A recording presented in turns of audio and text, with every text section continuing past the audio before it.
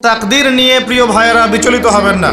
আপনার তাকদীরে যা আছে আপনি পাবেন, যা নাই কোশ্চিনকালেও পাবেন না, ফুল স্টপ।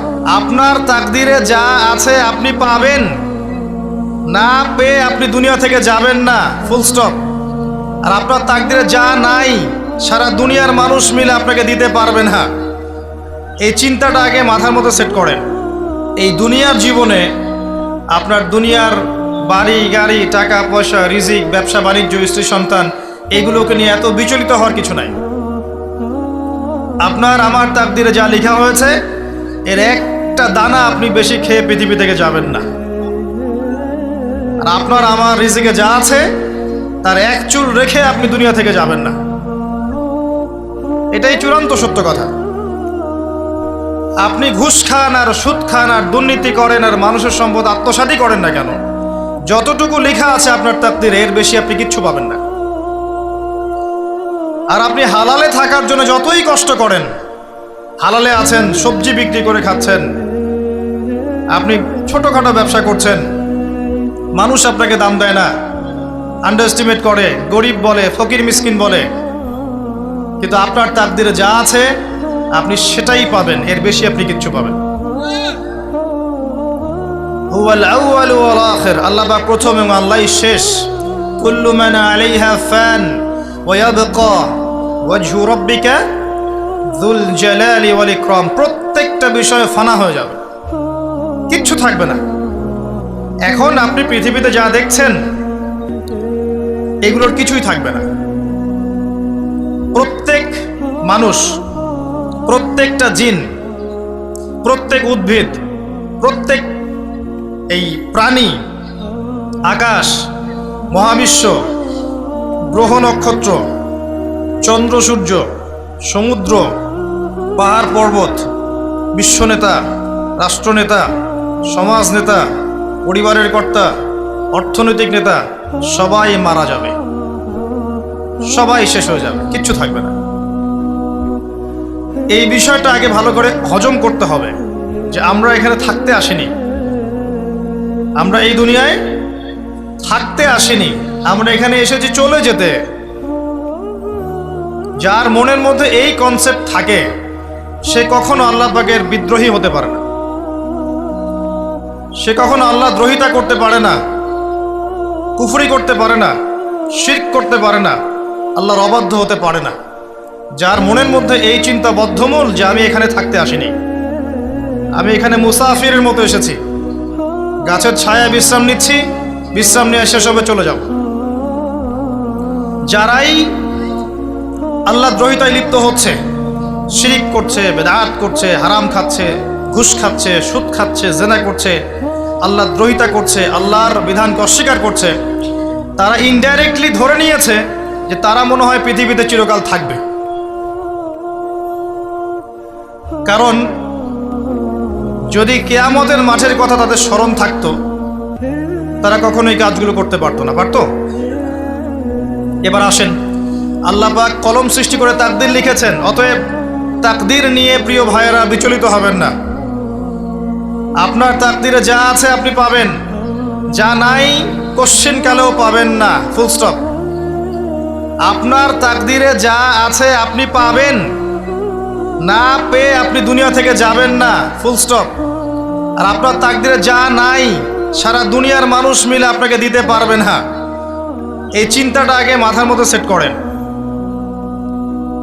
এই চিন্তা যার মধ্যে ইনস্টল করা আছে সে আত্মহত্যা করে না কখনো, সে হতাশ হয় না কখনো, সে ভয় পায় না, আল্লাহর পথে চলতে গিয়ে পিছু পা হয় না, সে জালেমের সামনে মাথা নত করে না। যার মাথায় এই চিন্তা আছে যে আল্লাহ যা লিখেছেন এটা হবে, যা লিখেন নাই সারা দুনিয়ার মানুষ মিলে সেটা হবে না, সিম্পল। এর মধ্যে আল্লাহ পাক পরীক্ষায় ফেলবেন, ওই বিষয়টা ডিফারেন্ট। আমি অবশ্যই তোমাদেরকে পরীক্ষা করব ভয় দিয়ে, ক্ষুধা দিয়ে, সন্তানের কি ইন্তেকাল দিয়ে, ফসলের ক্ষতি দিয়ে, সম্পদের ক্ষতি দিয়ে আমি পরীক্ষা করব। কিন্তু যারা সবর করবে এবং যারা এই কনসেপ্ট রাখবে ইন্না লিল্লাহি ওয়া ইন্না ইলাইহি রাজিউন, এদেরকে আল্লাহ পাক প্রশংসা করেছেন, ইনশাআল্লাহ এরা সফল হবে। আল্লাহ পাক তাকদির লিখে ফেলেছেন, তাকদির নিয়ে টেনশন করবেন না, রিজিক নিয়ে টেনশন করবেন না। এখনকার যুব সমাজের সবচেয়ে বড় টেনশন রিজিক। একটা জব, একটা ভালো জব, একটা ভালো ব্যবসা, সে সিকিউরড লাইফ চাচ্ছে। রিজিক নিয়ে চিন্তা করবেন না। আপনার কাছে যে রিজিক আছে এটা আপনার কাছে আসবেই ইনশাআল্লাহ। হয়তো সময় লাগছে কিন্তু আপনার কাছে আসবে ইনশাআল্লাহ তাআলা। আপনি হালালের উপর থাকবেন, ন্যায়ের উপর থাকবেন। আপনি অন্যায় পথে রিজিক সার্চ করবেন না। আপনার তাকদিরে যে রিজিক আছে আপনার কাছে আসবে ইনশাআল্লাহ। এবার আসেন, আল্লাহ পাক এরপরে সৃষ্টি করেছেন মহাবিশ্ব। এই পুরো মহাবিশ্ব তাকদির লিখার পরে মহাবিশ্ব কয় দিনে? ফি সিত্তাতি আইয়াম, 6 দিনে। মাত্র 6 দিনে আল্লাহ পাক পুরো মহাবিশ্ব সৃষ্টি করেছেন।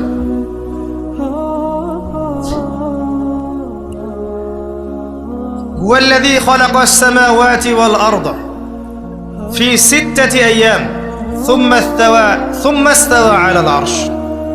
সূরা হাদীদের মধ্যে একটা আছে, তিনি সে আল্লাহ যিনি এই মহাবিশ্ব সৃষ্টি করেছেন 6 দিনে, এরপরে আরশের উপর সমাসীন হয়েছেন। আল্লাহ পাক এর একদিন আমাদের একদিনের মতো নয়, বরং কিয়ামতের মাঠে যেদিন আমরা দাঁড়িয়ে থাকব এই দিনটা হবে আল্লাহর হিসেবে 50,000 বছরের সমান। মানুষ অস্থির হয়ে থাকবে, বিচার শুরু হচ্ছে না কেন। অপেক্ষা করা কাজটা খুব যন্ত্রণাদায়ক, তাই না? কারো জন্য অপেক্ষা করা, অপেক্ষা করে আছেন, 1 ঘন্টা পর আসবে, এলো না, আপনি অস্থির হবেন।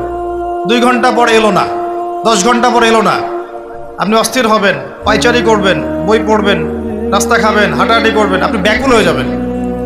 অপেক্ষা করা একটা ডিফিকাল্ট কাজ। কিয়ামতের মাঠে মানুষ 50,000 বছর অপেক্ষা করবে, বিচার শুরু হচ্ছে না কি জন্যে। সবাই গিয়ে ধন্না দিবে, প্রথমে আদম আলাইহিস সালাম, তারপরে নূহ আলাইহিস সালাম, ইব্রাহিম, মূসা, ঈসা আলাইহিমুস সালাম। আল্লাহর কাছে একটু সুপারিশ করেন, বিচার যেন শুরু হয় অ্যাটলিস্ট। কেউ কিচ্ছু করতে পারবে না, কারণ সবাই বলবে ইয়া নাফসি, ইয়া নাফসি। দূর থেকে একজনের আওয়াজ আসবে, যিনি ইয়া নাফসি বলছেন না, যিনি বলছেন ইয়া উম্মতি, ইয়া উম্মতি। সবাই তার কাছে যাবে এবং তিনি আমাদের নবী মুহাম্মদুর রাসূলুল্লাহ সাল্লাল্লাহু আলাইহি ওয়াসাল্লাম সিজদায় পড়ে যাবেন এবং তার উম্মার জন্য সুপারিশ করবেন। উম্মার কবিরা গুনাহগার ব্যক্তিদেরকে সুপারিশ করে তিনি জান্নাতে নিয়ে যাবেন ইনশাআল্লাহ। আল্লাহ তাকে ওয়াদা করেছেন, হে নবী, তোমার উম্মতের কোনো ব্যক্তি যদি শিরিক না করে আমার সামনে উপস্থিত হয় আমি তাকে মাফ করে দেব ইনশাআল্লাহ। হাদিসে কুদসির মধ্যেও আছে যে হে আদম সন্তান, তুমি যদি দুনিয়ার সমান পাপ নিয়ে, আসমান জমিন সমান পাপ নিয়ে আমার সামনে দাঁড়াও, কিন্তু আমার সাথে কাউকে শরিক করনি, তাহলে আমি আল্লাহ তোমার সামনে আসমান জমিন সমান ক্ষমা নিয়ে উপস্থিত হব ইনশাআল্লাহ। শোনেন, 1000-999 জন মানুষ জাহান্নামে যাবে। প্রতি 1000-999 জন মানুষ জাহান্নামে যাবে। সহিহ বুখারীর হাদিস 4 বার এসেছে। এখানে ইকুয়েশনটা এমন না যে ম্যাথামেটিক্যালি ক্যালকুলেট করতে হবে, এমন নয়। এটা দিয়ে আধিক্য বোঝানো হচ্ছে, বেশিরভাগই জাহান্নামে যাবে। এই কথা আল্লাহ পাক কিন্তু সূরা আরাফের মধ্যেও বলেছেন 179 নম্বর আয়াতে, ওয়ালাকাদ যারানা লিজাহান্নামা কাসীরাম মিনাল জিন্নি ওয়াল ইনস। একই বিষয়ে কোরআন হাদিস পরস্পর মিলে যায়। এখানে একটা বিষয় বুঝতে হবে, আল্লাহ পাক বলেছেন সূরা নিসার মধ্যে, ইন্নাল্লাহা লা ইয়াগফিরু আন ইউশরাকা বিহি ওয়া ইয়াগফিরু মা দুনা যালিকা লিমান ইয়াশা। আল্লাহ পাক তার সাথে শিরকের গুনাহ মাফ করবেন না, এছাড়া যে কোনো গুনাহ আল্লাহ পাক যাকে ইচ্ছা মাফ করতে পারেন। তার মানে যে বেশিরভাগ মানুষ জাহান্নামে যাচ্ছে তাদের আমলনামায় কোন পাপ থাকতে পারে? কথা বোঝা যাচ্ছে কি? নিঃসন্দেহে তাদের আমলনামায় শিরকের পাপ থাকবে। এটা বুঝতে আপনাকে পিএইচডি করার দরকার নাই। আল্লাহ পাক শিরক ব্যতীত যে কোনো পাপ যাকে ইচ্ছা মাফ করতে পারেন। তার মানে তারা জাহান্নামে যাচ্ছে বিকজ অফ শিরক। আমাদের মুসলিমরা এখন শিরক বোঝে না। অমুসলিমরা তো শিরক করেই। যেমন কেউ বলছে ওয়াকালাতিল ইয়াহুদ উযাইরুন ইবনুল্লাহ, ইহুদিরা বলছে উযাইর আল্লাহর সন্তান, নাউযুবিল্লাহ, শিরক। অথচ ওরাই এখন বিশ্বকে রুল করছে, তাই না? ওয়াকালাতিন নাসারা আল মাসীহ ইবনুল্লাহ, নাসারা বলছে যে ঈসা ইবনে মারইয়াম আল্লাহর সন্তান, তাই না? অথচ ওই সভ্যতাই এখন বিশ্বকে রুল করছে। যালিকা কাউলুহুম বিআফওয়াহিহিম, এটা ওদের মুখের কথা, এটা জাস্ট মুখের কথা। আবার অনেক সময় দেখা যায় যে আল্লাহকে বাদ দিয়ে আমরা মাধ্যম পূজাও করছি। অমুসলিমরা তো শিরক করছেই, যারা মুসলিম তারা দেখবেন আল্লাহকে বাদ দিয়ে মাধ্যম পূজা শুরু করেছে। মাজারের পূজা করছে, কবরের পূজা করছে, মৃত ব্যক্তির ওসিলায় পার পাওয়ার চেষ্টা করছে। মুসলিম থেকে দেখবেন তাকদীরকে অস্বীকার করছে, আল্লাহর হালালকে হারাম করছে, আল্লাহর হারামকে হালাল করছে। মুসলিম থেকে দেখবেন যে হাতে একটা আংটি পড়েছে, ভাই কি জন্য পড়েছেন? এই রোগ ভালো হবে আমার। গলায় একটা বালা ঝুলিয়েছে, কোমরে একটা মাদুলি, ভাই এগুলো কেন? যে এগুলোতে রোগ ভালো হবে। মুসলিমদের কথা বলছি, অমুসলিমদের কথা বাদ দেন। যারা বলছে আল্লাহর সন্তান আছে ওদের কথা তো বলার দরকার নেই আমাদের, কারণ এগুলো স্পষ্ট শিরক। তবে এতটুকু বলি যে 25শে ডিসেম্বরে যারা বলেছে মেরি ক্রিসমাস, বলেছে না? 25শে ডিসেম্বর যারা বলেছে মেরি ক্রিসমাস, মুসলিমদের মধ্যে এরা স্বীকার করে নিয়েছে যে ওই দিন আল্লাহ রাব্বুল আলামিন ঈসা আলাইহিস সালামকে জন্ম দিয়েছেন। নাউযুবিল্লাহ, নাউযুবিল্লাহ মিন যালিক। আর এটা এত বড় একটা কথা, এই কথা যদি আসমান জমিন আর পাহাড় শুনে রিয়্যাক্ট করতে পারতো, থরথর করে কেঁপে ভেঙে যেত এরা। সূরা মারিয়ামের শেষের দিকে পড়ে দেখেন, وقالوا اتخذ الرحمن ولدا لقد جئتم شيئا إدا تكاد السماوات والأرض يتفطرن منه وتنشق الأرض وتخر الجبال هدا। পরেন অর্থটা, আসমান জমিন পাহাড় যদি এই কথা শুনে রিয়্যাক্ট করতে পারতো এরা চৌচির হয়ে যেত। এত বড় একটা কথা বলেছো তোমরা যে ঈসা আলাইহিস সালামকে আল্লাহ পাক জন্ম দিয়েছেন, নাউযুবিল্লাহ। তো এরা তো শিরক করছেই। মুসলিমরাও দেখবেন এই যে যেগুলো বললাম, আল্লাহকে বাদ দিয়ে অন্যের কাছে দোয়া করছে, আল্লাহকে বাদ দিয়ে অন্যকে সেজদা করছে, আল্লাহকে বাদ দিয়ে অন্যের কাছে নজর মানত করছে, আল্লাহকে বাদ দিয়ে অন্যের জন্য জবাই করছে, আল্লাহর তাকদীরকে অস্বীকার করছে, আল্লাহর হালালকে হারাম করে নিচ্ছে, আল্লাহর হারামকে হালাল করে নিচ্ছে। দেখবেন মুসলিমরা করছে। এবার মুসলিম জেনারেশন, এমন একটা প্রজন্ম বের হয়েছে এখন, ইয়াং জেনারেশনের, তারা বলছে যে এই মহাবিশ্ব বিগ ব্যাং থেকে সৃষ্টি হয়েছে, আল্লাহ বলতে কিছু নাই। আপনি বোঝেন কি কারণে প্রতি হাজারে 999 পিপল জাহান্নামে কেন যাবে? কারণটা কি? শিরক। আর এই শিরকটা হচ্ছে আপনার চিন্তায়, আপনার কথায় এবং আপনার কাজে। চিন্তার মধ্যে শিরক। যেমন একজন ব্যক্তি চিন্তা করে আকীদা যে আল্লাহ ছাড়া অমুকও সন্তান দিতে পারে, এরকম আকীদা নাই মুসলিমদের? আছে। একজন বলছে আল্লাহ কল্যাণের মালিক আর শয়তান হচ্ছে অকল্যাণের মালিক। কথাটা শুনতে খুব ভালো লাগে না? অকল্যাণ হয়তো আল্লাহর পক্ষ থেকে আসে না, আল্লাহ পবিত্র, অকল্যাণ শয়তানের পক্ষ থেকে আসবে। ব্যাপারটা কি এমন? ভালো মন্দ, কল্যাণ অকল্যাণ, দুঃখ কষ্ট সুখ সবকিছু কার পক্ষ থেকে আসে? এমন নয় যে ভালোগুলো আল্লাহ দেন, অকল্যাণগুলো শয়তান দেয়, নাউযুবিল্লাহ। এরকম আকীদা আছে মানুষ।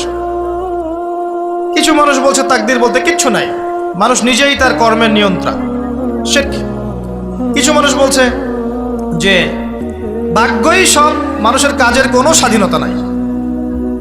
মানে ভাগ্যই সব, আমার কাজের কোনো স্বাধীনতা নাই, আমি কলের পুতুল। চুরি করেছো কেন? আল্লাহ তাকদীরে লিখেছে তাই। সুদ খাও কেন? ঘুষ খাও কেন?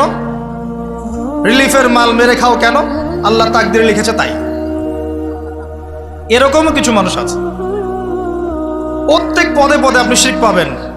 আপনি আল্লাহকে ছাড়া সেজদা দেখতে পারবেন, আল্লাহকে ছাড়া মানুষ নজর করছে, মানত করছে, কসম করছে, কুরবানি করছে, সেজদা করছে, দোয়া করছে এবং ওসিলা পূজা করছে যে আল্লাহ বাদ দিয়ে অমুকে আমাকে পরকালে পার করিয়ে দিবে। নাউযুবিল্লাহ বলছেন ঠিকই, কিন্তু আমাদের দেশের বহু মানুষের আকীদা এমন যে আমাকে পরকালে পার করায় দেওয়ার লোক আছে, সমস্যা নাই। শোনেন, পরকালের প্রতিটা সুপারিশ আল্লাহর এখতিয়ারে। একজন শহীদ, আল্লাহর পথের শহীদ, তিনি কিন্তু সুপারিশ করবেন, কিন্তু তিনি নিজের ক্ষমতায় করবেন না আল্লাহর ক্ষমতায় করবেন। আলেম, হাফেজ, আল্লাহর পথের যারা মুজাদ্দিদ ছিলেন, আল্লাহওয়ালা আউলিয়া মানুষ, নবীগণ, সিদ্দিকগণ, সুহাদা সুপারিশ করবেন নিজেদের ক্ষমতায় না আল্লাহর ক্ষমতায়।